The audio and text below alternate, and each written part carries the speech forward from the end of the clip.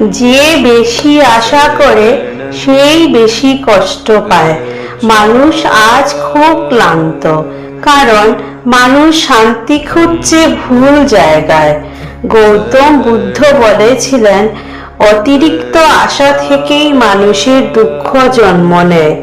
আমরা মানুষকে আঁকড়ে ধরি, সম্পর্ককে চিরস্থায়ী ভাবি, আর তারপর ভেঙে পড়ি। কিন্তু সত্য হলো, এই পৃথিবীতে সবকিছু পরিবর্তনশীল। তাই শান্তি পেতে হলে প্রথমে নিজের মনকে শান্ত করতে শিখতে হবে। নীরবতা, কম আশা এবং নিজেকে বোঝা, এইগুলোই সত্যিকারের মুক্তির পথ। নিজেকে শান্ত করো, জীবন নিজেই সুন্দর হয়ে উঠবে।